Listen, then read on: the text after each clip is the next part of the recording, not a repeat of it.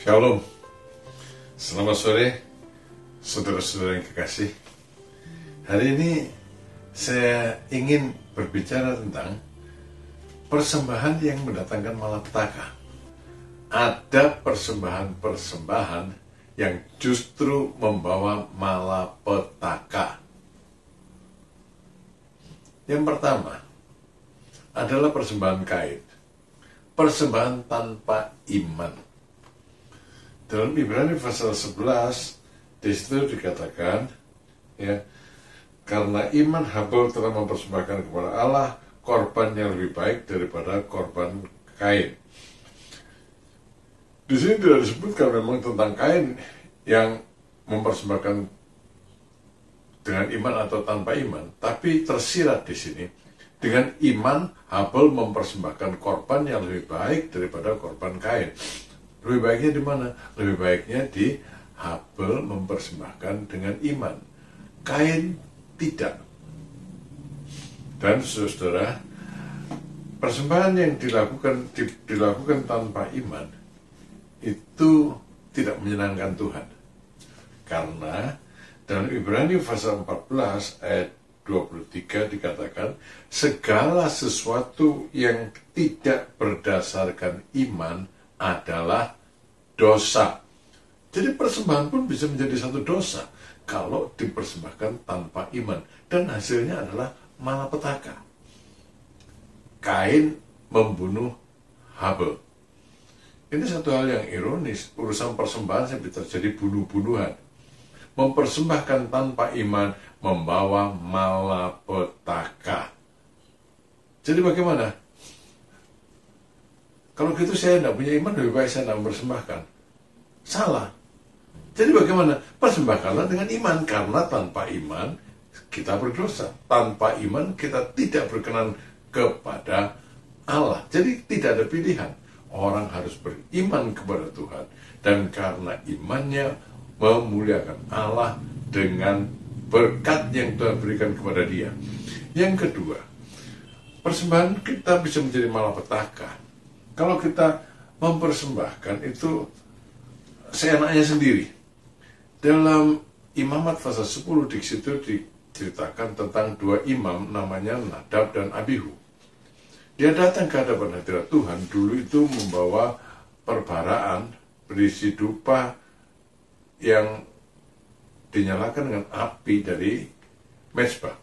Tapi Nadab dan Abihu melakukan seenaknya sendiri.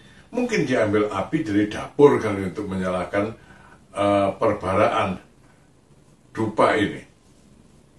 Dan dia bawa itu ke dalam bait Allah. Tuhan tidak berkenan kepadanya. Saudara, orang harus mempersembahkan dengan hormat. Kalau orang mempersembahkan dengan tidak hormat, itu sama saja dengan menghina Allah. Dan Allah tidak berkenan. Itu sebabnya dalam Amsal pasal yang ketiga ayat yang ke-9 dikatakan, muliakanlah Allah dengan hartamu. Saudara, kita mempersembahkan harta dengan maksud memuliakan Allah. Allah punya segala-galanya, dia tidak butuh persembahan kita. Tapi aku mau memuliakan Allah dengan persembahan ini. Yang kedua, ya, persembahan bisa menjadi malapetaka kalau kita mempersembahkan dengan tidak hormat. Dan yang ketiga, persembahan bisa menjadi malapetaka kalau persembahan itu kita bawa dalam kebohongan. Dalam Kisah Para Rasul pasal yang ke-5 di situ diceritakan tentang seorang bernama Ananias dan Safira. Dia menjual ladangnya, ladang milik dia, dijual milik dia. Tapi kemudian dia mempersembahkan kepada gereja, ditaruh di bawah kaki rasul-rasul sebagian dari uang penjualan tanah itu. Tidak salah sih, tapi salahnya gini, dia bohong. Dia berikan sebagian, tapi dia ngaku ini seluruh penjualan tanah. Saudara, Allah tidak mau dibohongi. Saudara baca dalam kitab Kisah Para Rasul pasal 5 ayat yang ke-4. Selama tanah itu tidak dijual, bukankah itu tetap kepunyaanmu? Dan setelah dijualkan, bukankah hasilnya itu tetap ada dalam kuasamu? Mengapa engkau merencanakan perbuatan itu dalam hatimu? Engkau bukan mendustai manusia, tapi mendustai Allah. Kita bisa mendustai Allah dalam persembahan.